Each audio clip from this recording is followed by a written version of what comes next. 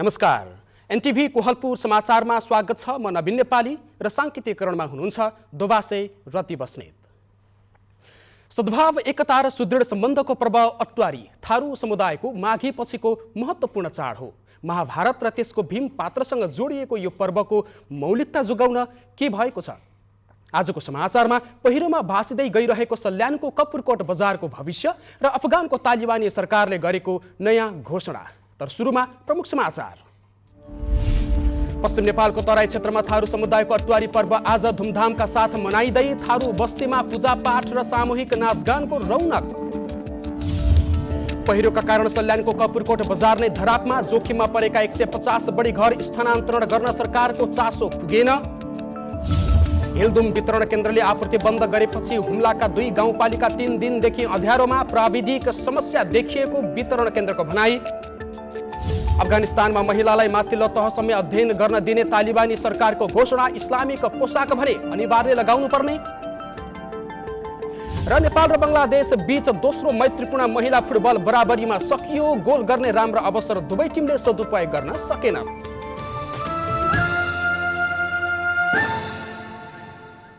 समाचार अब विस्तारमा। धार्मिक एवं सांस्कृतिक महत्त्व बोकेको थारू समुदायको अट्वारी पर्व आज पश्चिम नेपालका थारू बाहुल्य जिल्लामा धुमधामका साथ मनाइँदैछ। भाद्र शुक्ल पक्षको पहिलो आइतबार अर्थात् श्रीकृष्ण जन्माष्टमी पछिको दोस्रो आइतबारलाई अट्वारी पर्वको रूपमा मनाउने प्रचलन छ। हरितालिका 30 पछिको शनिबार मध्यरातमा दर भिन्सरिया खाएर अट्वारी व्रतको तयारी सुरु हुन्छ। 2 दिनसम्म मनाइने अट्वारी पर्वबारे थारू समाजमा विभिन्न मत एवं धार्मिक विश्वास रहँदै आएको छ। द्वापर युगमा 5 पाण्डव मध्येका माइला भाइ भीमले थारू समुदायका एकजना छोरीलाई उनीमाथि भइरहेको अत्याचारबाट मुक्त गरेको स्मरणमा आइतबार दिनभरि भीमको नाममा व्रत बस्ने र पूजाआजा गर्ने चलन रहेको छ। अर्को थरी मत अनुसार भीमले थारू राजा दङ्गीशरणलाई युद्धमा सहयोग गरेका कारण उनको पूजाआजा व्रत बस्ने चलन रहिआएको छ। दङ्गीशरण राजाले शत्रुमाथि विजय प्राप्त गरेकाले सोही दिनदेखि हरेक वर्ष भीमको पूजाआजा गर्ने चलन चलेको थारू समुदायको विश्वास छ। अट्वारी पर्व थारू समुदायको दशैँपछिको ठुलो चाड भएकाले यसको महत्त्व धेरै रहेको थारू संस्कृतिका ज्ञाता शेरबहादुर चौधरीले बताउनुभयो। चेलीबेटीहरूसँग पनि जोडिएका, सूर्यका उपासक देवी देवतासँग पनि जोडिएको, भीम जस्ता बलवान पराक्रमी सँग जोडिएको यो पर्व चाहिँ अट्वारी हो। अट्वारी पर्वमा दाजुभाइले दिदीबहिनीको रक्षाको कामना गर्दै पानी समेत नपिएर दिनभरि निर्जल निराहार व्रत बस्ने गर्छन्। व्रत बसेका व्रतालुहरूले फलफुल लगायतका पकवान खानु पूर्व आफ्नो खानाबाट आधा भाग झिकेर अलग राख्ने प्रचलन छ। त्यसरी छुट्याइएको परिकार विवाहित छोरी चेलीलाई कोसेलीको रूपमा उपहार दिने गरिन्छ। अट्वारीको दोस्रो दिन अर्थात् सोमबार बिहान पतौला खरिया, खुरुमा, फुलौरी, भात, गब्दा, तामासहितका तरकारी र 7 प्रकारको विभिन्न परिकार तयार गरेर व्रतालुहरूले नुहाई पूजापाठ गर्ने गर्छन्। तर पछिल्लो समय यी र यस्ता संस्कृति लोप हुने अवस्थामा छन्। यी संस्कृतिको संरक्षण गर्न आवश्यक रहेको थारू कल्याणकारिणी सभा दाङ क्षेत्र नम्बर 1 का अध्यक्ष चेतराम चौधरीले बताउनुभयो। हाम्रा भाषाहरू लोप हुँदैछन् र हाम्रा संस्कारहरू पनि लोप हुँदैछन् र यी संस्कार र भाषाभाषीहरू संस्कृतिहरू लोप नहुन् भन्ने उद्देश्यले यो थारू कल्याणकारिणीले निरन्तर प्रयास गरिराखेको छ र जसले गर्दाखेरि आफ्ना कसरी बचाउन सकिन्छ त्यो संस्कार संस्कृति भन्ने उद्देश्य लिइराखेको छ। अट्वारी पर्वमा थारू बाहुल्य रहेका जिल्लाका स्थानीय तहले सार्वजनिक बिदा समेत दिएका छन्। थारू समुदायले आफ्ना मौलिक परम्पराहरू मौलिक तरिकाले मनाउने गर्छन्। तर पछिल्ला दिनहरूमा मौलिक संस्कृति मनाउने शैलीमा पनि परिवर्तन आउन थालेको छ, जसले गर्दा कला संस्कृति लोप हुने अवस्थामा पुग्न थालेका हुन्। समुदाय अनुसारको फरक परम्पराको संरक्षण गर्ने योजना सबैले बनाउन जरुरी छ। दशरथ घिमिरे, नेपाल टेलिभिजन, लुम्बिनी प्रदेश, दाङ। दाङ, बाँके, बर्दिया, कैलाली र कञ्चनपुरमा बसोबास गर्ने थारू समुदायले माघी पछिको ठुलो पर्वका रूपमा अट्वारी मनाइरहेका छन्। यस्ता प्राचीन मौलिक संस्कृति संरक्षणमा सरकारले कस्ता कुरामा जोड दिनु पर्ला भनेर आज हामीले दाङका केही नागरिकहरूलाई सोधेका छौँ। हेरौँ आजको आवाजमा।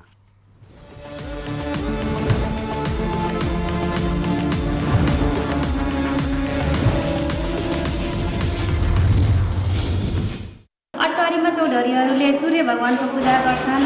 अट्वारी हामीले 2 दिन मनाउँछौँ। अटवारीमा सुरुको दिन व्रत बस्ने हुन्छ अनि त्यसपछि अर्को दिन व्रत टोरिसकेपछि हामीले खानेकुरा बनाएर आफ्नो चेलीबेटीहरूको घर दिन जान्छौँ। तर यो पर्व पहिला राम्रोसँग धुमधामसँग मनाउने गर्थे हाम्रो पुर्खाहरूले, तर अहिले आएर हाम्रो यो अटवारी मनाउने चलन अलि हराउँदै गइरहेको छ। त्यही भएर हामीले यो अटवारी पर्वलाई राम्रोसँग संरक्षण गर्दै हाम्रो नयाँ पिँढीले युवाले यसलाई बचाउँदै जोगाउँदै लगेपछि पछि आउने पिँढीहरूले पनि सिक्दै जान्छन्, हाम्रो संस्कृति पनि हराउँदैन। अटवारी भनेको थारू जातिहरूको एकदमै मान्यता प्राप्त भइरहेको मानिरहेका हुन्छन्, जसलाई संरक्षण गर्न सक्यो भने यिनीहरूको रीतिरिवाज कला संस्कृतिको पनि जगेर्ना हुन्छ। त्यसमा थारू जातिले मात्रै नगएर हामी गैर अरू जातकाहरूले पनि यसलाई साथ र सहयोग गर्दै गयो भने हामी सिङ्ग समाजलाई एउटा उदाहरणीय रूपमा पनि लिन सक्छौँ र यिनी कला संस्कृति युगसम्म रहिरहनुपर्छ भन्ने पनि मेरो मान्यता छ। अब यसको लागि त गाउँ समाजकै मान्छे सबभन्दा सुरुमा के अरे जागरुकता जगाउनु हुनु पर्यो। अनि सरकारले अनि के अरे वार्ड अध्यक्ष गाउँपालिकाको मान्छेहरूले यसको अटवारीको बारेमा अटवारी चाडपर्वलाई महत्त्व ठान्नु पर्यो। पूर्वदेखि पश्चिम थारूहरू फैलेर बसिरहेछ, उनीहरूको यो संस्कृतिको बारेमा बुझाउने अनि बिदाहरू दिने। अब एक वर्षमा एकचोटि चाडपर्व आउँछ, एक दिन बिदा दिने। यसलाई संरक्षण गर्नको लागि चाहिँ हामी युवाहरू एकजुट भएर काम गर्नुपर्छ, जसमा चाहिँ अब हाम्रो पुरानो परकालदेखि चलिआएको संस्कृतिलाई हामीहरूले युवाहरू मिलेर छलफल गर्न पर्यो। के कस्ता पहिला चलिआएका चलन चल्तीहरू थिए, के कस्ता हाम्रो समाजमा भइरहेको कल्चरहरू थिए, त्यसलाई अब जस्तै हाम्रो कृष्ण जन्माष्टमी भयो, अटवारी भयो, त्यसपछि अब नागपञ्चमी भयो, हामी यस्ता पर्वहरूमा के कस्ता चलन चल्तीहरू थिए, के कसरी पूजा गरिन्थ्यो, के कसरी खानपिनमा कसरी के परिकारहरू बनाइन्थ्यो, त्यसमा ध्यान दिनु पर्यो। वास्तव में हमारे थारू जाति कलक हमारे ये नेपाल के आदिवासी जनजाति हुई थी, हमारी संस्कृति जोगा के हमारी जो अगुआ लोग बटा वहाँ लोग विशेष हमरीन है विशेष प्रकार के फोकस देना, वो हमरीन है मजा डगर में नेंगा सिखैना कहीं कले से हमारे युवा पुस्ता लोग हमारे वही अंगीकार करब।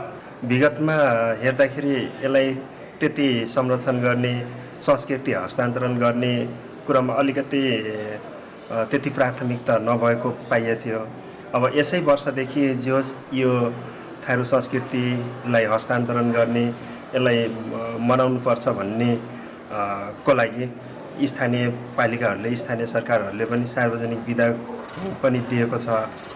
यसै गरी आगामी दिनहरूमा पनि जुन हाम्रा थारू जातिका अग्रजहरू जो हजुरबुवाहरू बुवाहरू लगायतका सम्पूर्ण व्यक्तिहरूले चाहिँ अहिलेका युवा पुस्ताहरूलाई यसको बारेमा यसको महत्त्व के हो, यो अटवारी पर्व यसको बारेमा जनचेतना फैलाउँदै जानुभयो भनेपछि यो अटवारी पर्व को संस्कृति चाहिँ जोगिन सक्छ।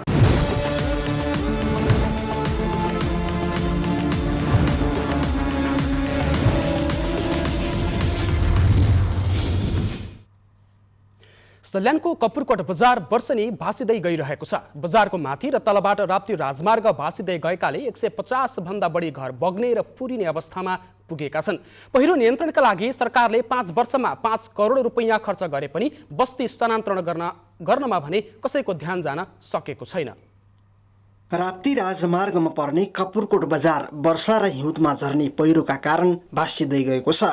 कपुरकोट पहिरो गएको 11 वर्ष भइसक्दा पनि सरकारले बस्ती स्थानान्तरणमा चासो नदिँदा सल्यान कपुरकोटका मानिस भत्केका घरमा बस्न बाध्य भएका छन्। वर्षेनी भासिँदै गएको पहिरोले बजारका पक्की घरको जग समेत भासिएको छ। त्रासले यहाँका बासिन्दाले बस्ती सार्नका लागि सम्बन्धित निकायलाई पटक पटक जानकारी पनि गराएका छन्। घर त पुरै ढल्किसकेको छ। अब तलतिर जग पार्नु पनि अब लगभग करिब धेरै गइएको छ। घर कोल्टो परेको छ, सुत्ने बेला पनि अब कोठाहरू यस्ता कोल्टा परेको छन्। त्यही पनि बाध्यता छ। अब कहाँ जाने। पोहोर साल पनि अब एउटा यो परोरी मुजुरका बनाएर पठाइएको वगेर त कता प्रदेशतिर केही थाहा भएन। सार्वजनिक पूर्वमा हल्का फुल्का व्यवसाय चलाइराखेको छ क्या यसमा। अब अन्यथा अब अरू अन्त व्यवसाय गरौँ भन्ने पनि छैन त्यस्तो ठाउँहरू। पहिरो रोकथामका लागि सङ्घीय र प्रदेश सरकारबाट अहिलेसम्म 5 करोड रुपियाँभन्दा बढी रकम खर्च भएको छ। जमिन निरन्तर भासिँदै गएकाले केही घरहरू पहिले नै भासिएर ढलिसकेका छन् भने बाँकी घरहरू पनि पहिरोसँगै भासिँदै जान थालेका छन्। यो पहिरो चाहिँ लामो समय भइसक्यो। हामी स्थानीय तहमा निर्वाचित भएर आउनुभन्दा पहिलेदेखि पनि हामीले यसलाई चाहिँ यसको रोकथामलाई प्रयत्न चाहिँ पहल गऱ्यौँ र स्थानीय तहमा निर्वाचित भएर आइसकेपछि पनि सङ्घ र प्रदेशसँग चाहिँ यसलाई चाहिँ हामीले चाहिँ प्रयत्न चाहिँ गरिरहेका छौँ। हामीले पटक पटक भन्ने गरेका छौँ। सामान्यतः अहिले चाहिँ सङ्घ र प्रदेशबाट वर्षमा चाहिँ 50 लाख करोडका दरले चाहिँ पैसा आउँछ। अनि तल चाहिँ जहाँ तलको अवस्था त्यो ठाउँमा तपाईँ पुग्नुभयो भनेदेखि चाहिँ यो कालो माटो र यो बर्सातको समयमा चाहिँ पुरै पग्लिएर चाहिँ बग्ने र चाहिँ हिउँद लाग्यो भनेदेखि ट्याक्कै सिमेन्ट बालुवा के अरे चाहिँ मसलाहरूले चाहिँ पकडे जस्तो हुने भएकै कारणले गर्दा पनि समस्या रहेको छ। पहिरोका कारण यहाँका 150 भन्दा बढी घर उच्च जोखिममा छन् भने पहिरोले भत्किएका घरहरूको क्षतिपूर्ति नै स्थानीयले पाउन सकेका छैनन्। प्रत्येक इच्छुक शर्मा, नेपाल टेलिभिजनका लागि सल्यान। बाजुरामा स्क्रब टाइफस रोगको संक्रमण फैलिन थालेको छ। जिल्ला अस्पताल बाजुराका अनुसार 28 जनामा रोग देखा परिसकेको बताइएको छ। असारदेखि स्क्रब टाइफसको संक्रमण देखा परेको जिल्ला अस्पताल बाजुराका प्रमुख डाक्टर प्रकाशराज जैसीले जानकारी दिनुभएको छ।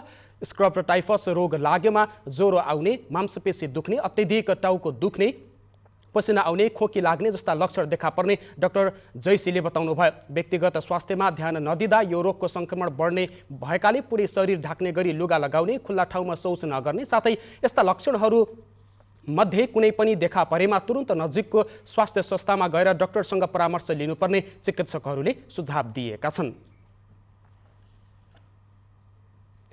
बैतडीका स्वास्थ्य संस्था र अस्पतालमा भाइरल ज्वरो र मौसमी रुगा खोकीका बिरामीको संख्या बढेको छ। लगातारको वर्षा तथा मौसम परिवर्तन भएसँगै जिल्लामा भाइरल ज्वरो र मौसमी रुगा खोकीका बिरामी बढेको स्वास्थ्य कर्मीहरूले बताएका छन्। जिल्ला अस्पतालमा हाल दैनिक 100 को हाराहारीमा बिरामी उपचारका लागि आउने गरेका छन्। पहिलेको तुलनामा बिरामीको संख्या बढ्दै गएको र लक्षणहरू कोरोनासँग मिल्दोजुल्दो हुने गरेको भए पनि भाइरल ज्वरो बढिरहेको जिल्ला अस्पतालका प्रमुख डाक्टर बसन्तराज जोशीले बताउनुभयो। यसैबीच मुगुको सोरु गाउँपालिकाका सबै बस्तीमा पनि ज्वरोका बिरामी बढेका छन्। गाउँमा ज्वरो आउने, टाउको दुख्ने, खाना नरुच्ने, शरीर दुख्ने लगायतका लक्षण भएका बिरामी बढ्दै गएका छन्। तर स्थानीय स्वास्थ्य चौकीमा औषधि उपकरण र जनशक्तिको अभाव हुँदा बिरामी उपचारबाट वञ्चित भएको स्थानीयको भनाइ छ। समाचारको क्रम जारी नै छ। अहिलेलाई एकैछिनको विश्राम।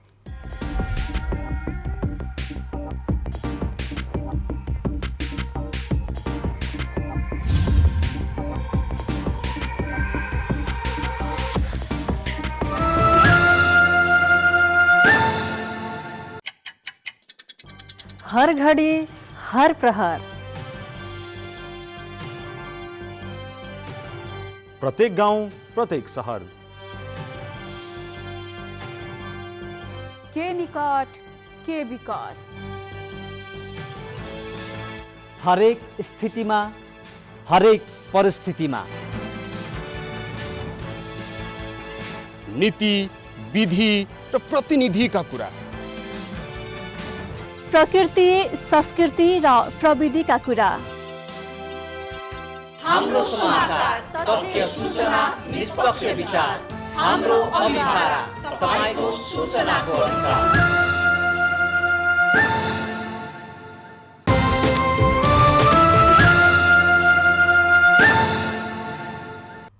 विश्रामपछि समाचारमा पुनः स्वागत छ। अब बाँकी समाचार। नेपालमा आज पनि 1000 भन्दा कम व्यक्तिमा कोरोना संक्रमण भेटिएको छ। पछिल्लो 24 घण्टामा नेपालमा 911 जनामा कोरोना भाइरसको संक्रमण पुष्टि भएको हो। नेपालमा लगातार दोस्रो दिन 1000 भन्दा कम संक्रमित फेला परेका हुन्। हाल देशभर 26,757 जना सक्रिय संक्रमित रहेका छन्, जसमध्ये 454 जनाको सघन उपचार कक्ष र 140 जनाको भेन्टिलेटरमा उपचार भइरहेको छ। यस्तै आज थप 1423 जना निको भएका छन्। नेपालमा कुल संक्रमित मध्ये 7,39,457 जना संक्रमण मुक्त भइसकेका छन्। नेपालमा निको हुने दर 95.1% पुगेको छ। संक्रमणबाट थप 13 जनाको मृत्यु भएपछि मृत्यु हुनेको कुल संख्या 10,949 पुगेको छ। हुम्लाको सदरमुकाम सिमकोट र खारपुनाथ गाउँपालिकाका स्थानीयहरू 3 दिनदेखि अन्धकारमा बस्न बाध्य भएका छन्। हिल्दुम वितरण केन्द्रले विद्युत आपूर्ति बन्द गरेपछि सदरमुकाम सिमकोट र खारपुनाथ गाउँपालिकाका स्थानीयलाई समस्या भएको छ। हिल्दुम खोला वितरण केन्द्रमा प्राविधिक समस्या देखिएको भन्दै आपूर्ति बन्द गरिएको छ। वर्षेनी मर्मतका लागि लाखौं रकम खर्चिँदा पनि दीर्घकालीन समाधान नहुँदा झण्डै 2000 बढी उपभोक्ता मर्कामा पर्दै आएका छन्। विद्युत आपूर्ति बन्द भएसँगै जिल्लाका सरकारी तथा गैर सरकारी कार्यालय, जिल्ला स्थित सञ्चार माध्यमलाई समेत समस्या भएको छ। 5 किलोवाट क्षमता भएको हिल्दुम खोला वितरण केन्द्रले अनिश्चितकालीन विद्युत कटौती गर्दा समस्या भएको स्थानीयले बताएका छन्। नेपाल विद्युत प्राधिकरण परासी वितरण केन्द्रले लामो समयदेखि विद्युत महसुल नबुझाउने ग्राहकको लाइन काट्न सुरु गरेको छ। 2 महिनाभन्दा बढी समयदेखि विद्युत महसुल नबुझाएका र 1 लाख भन्दा बढी महसुल बुझाउन बाँकी ग्राहकको लाइन काट्न सुरु गरिएको हो। महसुल बुझाउन पटक पटक ताकेता गर्दा पनि नबुझाएकाले लाइन काट्न सुरु गरिएको विद्युत प्राधिकरण परासी वितरण केन्द्रका प्रमुख चुतुन कुमार श्रीवास्तवले बताउनुभयो। प्राधिकरणले जिल्लामा विद्युत महसुल खपत बापत 2 अर्ब भन्दा बढी रकम उठाउन बाँकी रहेको छ।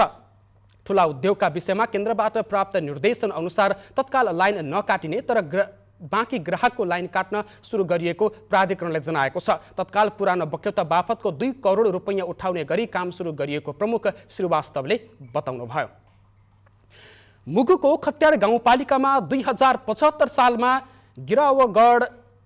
बिरावगढ साना जलविद्युत आयोजना निर्माण कार्य सुरु भएको थियो। तर 3 वर्ष बित्दा पनि आयोजनाको निर्माण कार्य सम्पन्न हुन नसक्दा खत्याडवासीहरू निराश भएका छन्।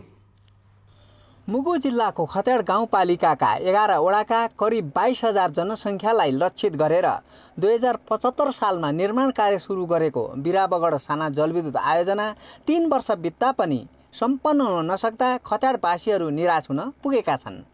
500 किलोवाट क्षमताको उक्त आयोजनाबाट खत्याड गाउँपालिकाका करिब 5 दर्जन बस्तीहरूमा लाइन तान्ने काम सम्पन्न भए पनि पछिल्लो समय जग्गा विवादले क्यानल निर्माणको काम रोकिएपछि स्थानीयहरूको बत्ती बाल्ने खुसी यति बेला निराशामा बदलिएको छ। 27 करोड लागतको बिरावगढ साना जल विद्युत आयोजना 18 महिनामै सम्पन्न गर्ने भनेर मेगा जोइन्ट भेन्चर प्रालीले 3 वर्ष पहिले निर्माण कार्यको जिम्मा लिए पनि अझै बत्ती बल्ने टुङ्गो नलागेको स्थानीय बताउँछन्। गाउँ गाउँमा लाइन त तानिसकेका छन्। अब कोरोनाको हिसाबले अहिले रोकियो। अब त्यो छिटो बलिदिए हुन्थ्यो हामीहरूलाई।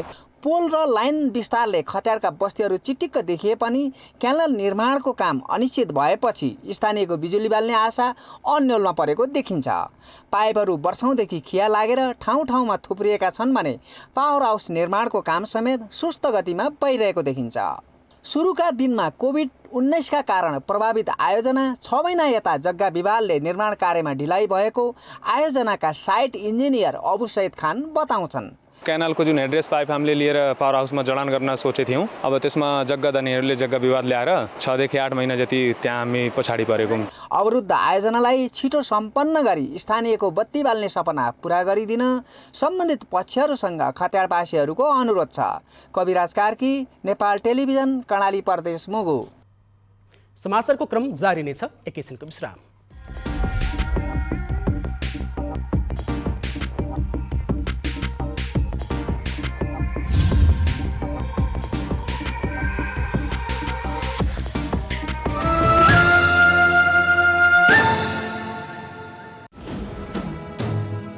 समावेशी आवाज, समावेशी चरित्र, बेग्लै अस्तित्व, पहिचान सर्वत्र।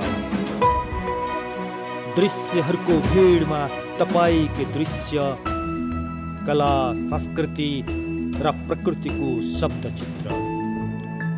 अनुहारहरूको भीडमा तपाईकै अनुहार, अनेक नेपालीको एक अनुहार। एनटिभी कोहलपुर।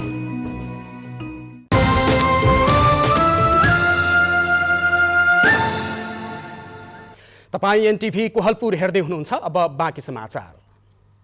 सीमा सुरक्षा प्रभावकारी बनाउने र स्थल मार्गमा पनि जाँचमा कडाई गर्ने लक्ष्य सहित रूपन्देहीको भैरहवा भन्सार कार्यालयमा ब्यागेज एक्सरे मेसिन राखिएको थियो। तर ब्यागेज एक्सरे मेसिन 4 वर्षदेखि प्रयोगविहीन बनेको छ। मुलुकमा प्रतिबन्धित तथा अवैध सामान वितरणबाट रोक्न भन्दै नेपाल भारत सीमा नाका रूपन्देहीको बेलैयामा ब्यागेज एक्सरे मेसिन राखिएको हो। 2074 साउनमा भन्सार विभागले भैरवा भन्सार कार्यालयको यात्रु शाखामा मेसिन राखेको थियो। करिब 1 हप्ता सञ्चालनमा आएको मेसिन त्यस यता त्यत्तिकै थन्किएको छ। 4 वर्ष भन्सार परिसरमा रहेको एउटा कोठामा मेसिनलाई घुम्टो ओढाएर राखिएको छ। भन्सार कार्यालयको लापरवाही र व्यवस्थाले मेसिन प्रयोगविहीन भएको छ। एक्सरे मसिन आएको थियो चेक जाँच गर्नेलाई, त्यसलाई सुरक्षालाई धेरै राम्रो थियो। सुरुमा 1 हप्ता 10 दिन मात्रै चल्यो। त्यसपछि त्यो एक्सरे मसिन अब किन त्यो चालु गरे छैन, त्यो बन्द छ कि खराब छ। मेरो आग्रह के छ कि नेपाल विभागको प्रमुखहरूसँग र नेपाल सरकारसँग ध्यान पुगोस्, किन सुरक्षा निकायले गर्दा एक्सरे मसिन ले गर्दा धेरै जाँच पनि हुन्थ्यो, लागेजो पनि जान्थ्यो। किन अन्तर्राष्ट्रिय बोर्डर भएको कारणले यहाँबाट पर्यटकहरू पनि आवागमन धेरै छ र अरू पनि अब मालवाहक पनि आइरहेको छ। 72 लाखमा भन्सार विभागले एक्सरे मेसिन खरिद गरी भैरवा भन्सार कार्यालयलाई हस्तान्तरण गरेको थियो। तर प्रयोग नहुँदा मेसिनमा खिया लागेर काम नलाग्ने भएको छ। मेसिन सञ्चालनका लागि दक्ष जनशक्ति समेत छैनन्। भन्सार कार्यालयले भने निर्माणाधीन सडकलाई देखाएर मेसिन सञ्चालनमा ढिलाइ गरिरहेको छ। सीमा नाकादेखि बाइपाससम्मको करिब 600 मिटर सडक विस्तार हुँदा भन्सारको केही भाग भत्काउनु पर्ने भएकाले मेसिन सञ्चालनमा कठिन हुने भन्सार कार्यालयले जनाएको छ। 6 लेनको बाटो विस्तार प्रारम्भ भएदेखि अहिलेसम्म पनि अन्तिम अवस्थामा पुर्याउन नसकेको कारण हाम्रो यात्रु शाखाबाट सञ्चालन हुने कार्यहरू अस्तव्यस्त रूपमा रहेको छ। र एक्सरे मेसिनमा झोला राखेपछि स्क्यानिङ हुन्छ।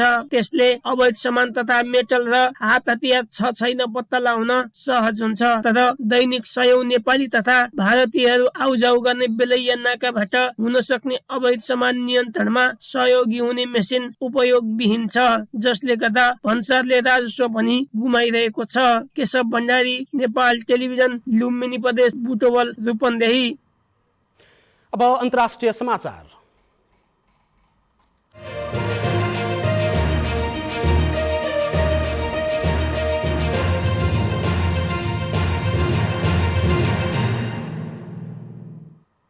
अफगानिस्तानमा महिलाहरूले स्नातकोत्तर तह सहित विश्वविद्यालयको अध्ययनलाई जारी राख्न पाउने भएका छन्, तर कक्षा लिनका लागि इस्लामिक पोसाक अनिवार्य बनाइएको छ। आज नयाँ तालिबान सरकारका कार्यवाहक उच्च शिक्षा मन्त्री अब्दुल बाकी हक्कानीले अफगानिस्तानमा महिलालाई पढ्न दिने घोषणा गर्नुभएको हो। आज पत्रकार सम्मेलन गर्दै मन्त्री हक्कानीले तालिबान सरकारको नयाँ नीतिहरू समेत प्रस्तुत गर्नुभएको छ। पत्रकार सम्मेलनमा हक्कानीले विश्वविद्यालयमा पढाइरहेका विषयको पनि समीक्षा गरिने बताउनुभयो। सन् 1990 को दशकको अन्त्यतिर तालिबानले पहिलो पटक सत्तामा आउँदा महिलालाई शिक्षाबाट वञ्चित गराएको थियो भने सार्वजनिक जीवनलाई बन्देज लगाएको थियो। अहिले भने महिलाप्रति तालिबानको दृष्टिकोण परिवर्तन भएको भन्दै हक्कानीले इस्लामिक धर्म र राष्ट्रिय मूल्य मान्यता विरोधी गतिविधि बाहेक सबै कुराप्रति सरकारले सकारात्मक दृष्टिकोण राख्ने बताउनुभयो। अब आर्थिक समाचार।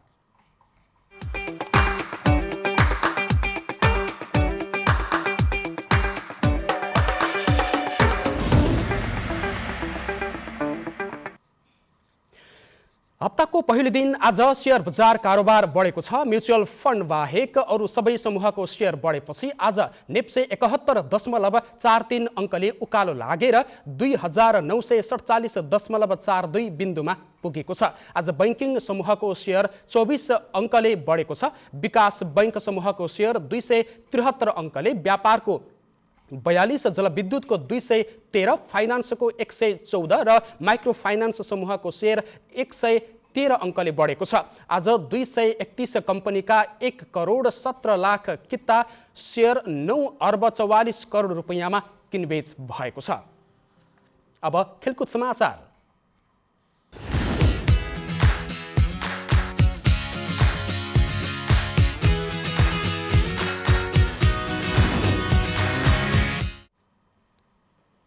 नेपाली राष्ट्रिय महिला फुटबल टोली र बङ्गलादेश बीचको दोस्रो मैत्रीपूर्ण फुटबल बराबरीमा सकिएको छ। त्रिपुरेश्वरमा रहेको दशरथ रङ्गशालामा आज भएको खेलमा दुवै टिमले गोल गर्ने राम्रा अवसर गुमाएका छन्। दोस्रो खेलमा पनि जित निकाल्ने लक्ष्यसहित मैदान प्रवेश गरेको नेपालले आज तुलनात्मक रूपमा कमजोर प्रस्तुत गरेको छ। बङ्गलादेशले पनि डिफेन्स लाइनमा बलियो अवरोध खडा गरेको थियो। एएफसी महिला एसियन कप 2022 छनौटको तयारीका लागि नेपालले बङ्गलादेशसँग मैत्रीपूर्ण खेल खेलेको हो। गएको बिहिबार भएको पहिलो खेलमा नेपालले 2-1 को जित निकालेको थियो। एएफसी महिला एसियन कप 2022 छनौट उज्बेकिस्तानमा आयोजना हुनेछ। छनौटमा नेपाल एफ समूहमा रहेको छ भने नेपालको समूहमा फिलिपिन्स र हङकङ रहेका छन्। अब मौसम।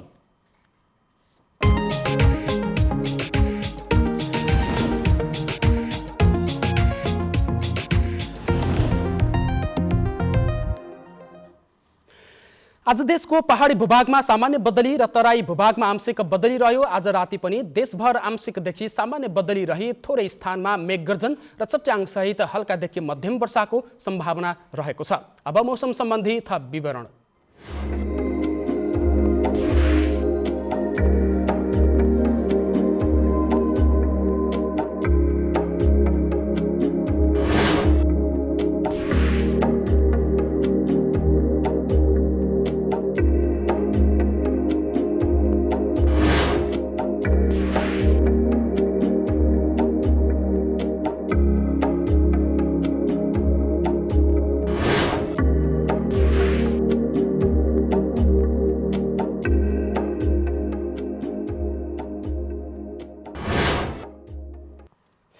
समाचारको अन्त्यमा प्रमुख समाचार पुनः एकपटक।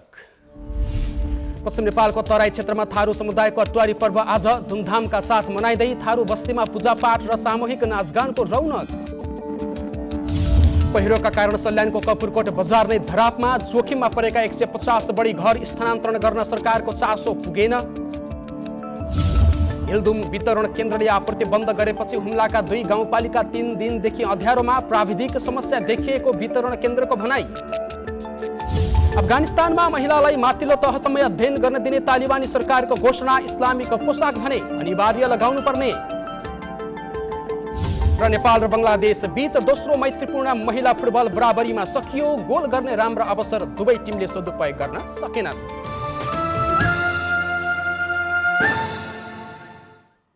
अवस्था अहिलेलाई समाचारको सिलसिला यति नै। बिदा दिनुहोस्। नमस्कार।